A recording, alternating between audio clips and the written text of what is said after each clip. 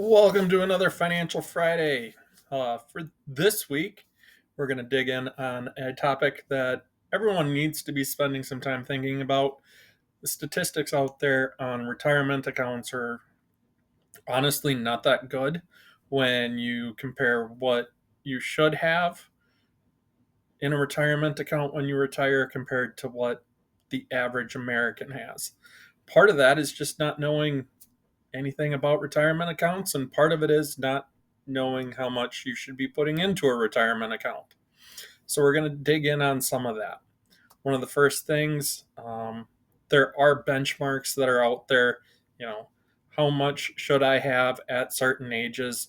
One of them, if you look at it, as far as like I had just, in a little bit of looking at the age of 40, you should have about 3 times your yearly salary. So if you're making 40, $50,000 a year, you should have 120 to $150,000 sitting in retirement savings at that point. The other thing with retirement accounts, the earlier you start, the better. A person that starts putting money in regularly when they turn 18 is going to out earn and have more money in retirement, assuming the same amount goes in, than a person who started when they were 30. So we we want to be looking at those types of things. And this may be something that you're young and you're like, oh, it's not that big of a deal.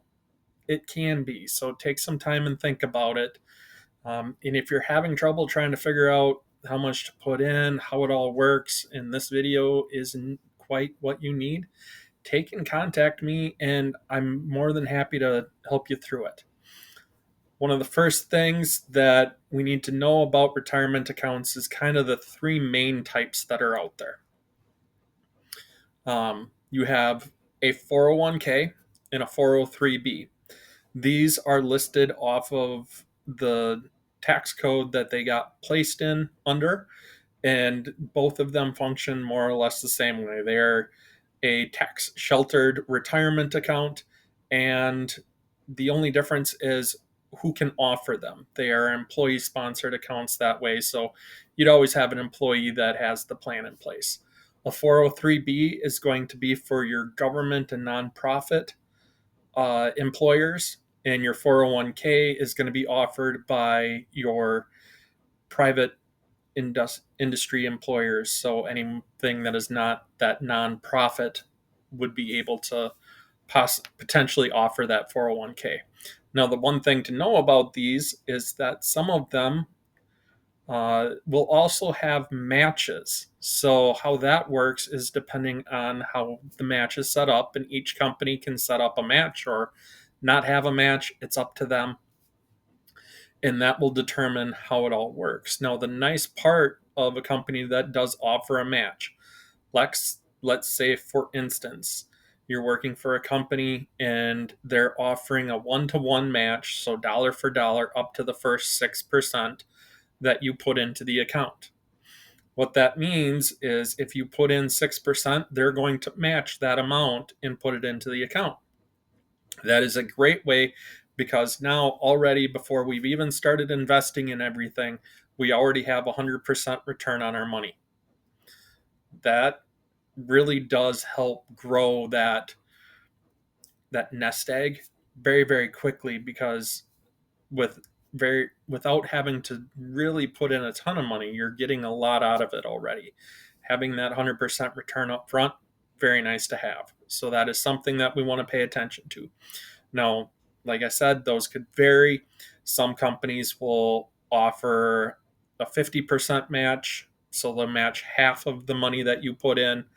Some of them match the first 2%, the 3%. It varies,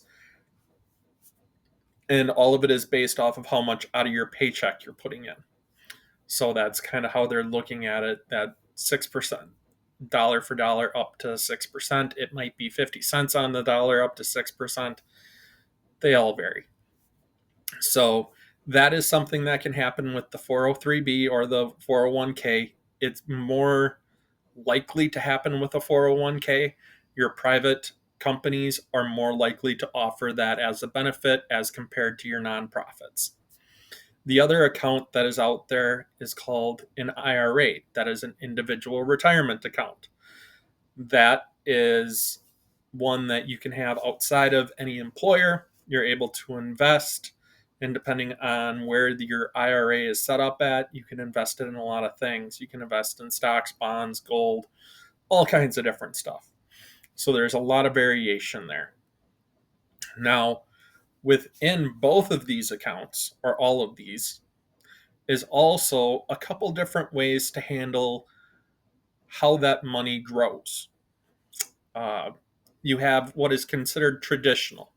You can have a traditional 403b, a traditional 401k, a traditional IRA. All the more traditional means is that is kind of the first way that all of those got set up. What that means is the money that you're investing into it, so the money that you put into those accounts, that is tax deductible. When it comes to the 403b and the 401k, usually that's coming out of your paycheck. That gets put up there with things like your health insurance and stuff like that, where it gets taken out pre-tax. So that money comes out before the taxes come out. What that means for you is that the money that is being taxed is a lower dollar amount, therefore you're paying less. Now, the government being who the government is, they're going to get a hold of that money at some point for tax purposes. So they give you the benefit of, I get to deduct up front. Great. The downside to your traditional is that when the money starts to come out of the account, that's when they're taxing it. So one of the benefits of the retirement accounts and investing over that long period of time is it grows. You may invest, let's say, $90,000 to $100,000 for an example, but you might have $1,000,000 sitting in the account, which means there's $900,000 that came from just having the money sit there, and the government's now going to tax that. They're not going to tax it all at once. They take it as it comes out. All of these accounts are going to come with what is called a minimum uh, withdrawal. That's not the term. I can't think of the term off the top of my head, but minimum disbursement, uh, required disbursement. And that is based on how much money's in the account and a whole bunch of other stuff. We're not going to get into the nitty gritty details on that one, but do know that it isn't like you can take and set that money in the account and then just, if I don't ever need it, I don't ever need it. No big deal. That's not the way that works. At different points, depending on your age, the government is going to require that minimum distributions happen, and they will tax you on those. So that's how your traditionals work. There is also another version called a Roth. Now, with a Roth, it has to be your money going in. So if you're getting a match or anything like that, typically the employer match or any sort of extra benefit the employee may have or employer may have. So let's say they put in 5 to 10% of your yearly wages into an account. That has to go into a traditional, where the Roth is usually going to be your money going in. Now with the Roth, that is going to come out post-tax if you're in a 403b or a 401k. So you're going to be taxed on that up front. And with your IRA, rather than claiming that as a deduction on your taxes, which you would do with a traditional, you just more or less report that you put in this much. You do want to report, because with all of them, there are maximum uh, deposits that can be made in the year. That changes year by year. So it's something that we always want to kind of take a look at, see where we're at. There's a couple of different, especially with an IRA, workarounds that you can maybe do, but that's where you want to have a tax professional involved to be sure that you're not outside of tax law, because they can come with some pretty hefty penalties. So We don't want to do that. So with the Roth, we'll just notify the government, more or less, when we're filing taxes, that we had deposited this much in the IRA in the year. Now, being we paid that tax up front on the money, that means on the back end, when it comes time to retire, we don't have to pay that tax. All of that money can come out of a Roth, 403b, 401k, and IRA completely tax free. That is wonderful. Now, the one rule that you have to kind of pay attention to with all of these when it comes to taking any sort of distribution is your age. You have to be at least 59 and a half to be able to start pulling money out of them without having a penalty in most cases. There are certain loopholes because, I mean, it's the government. What else are they going to do other than put in loopholes when it comes to taxes that you can pull money out? So, out of an IRA, I can take and pull out money to pay for my children's um, college.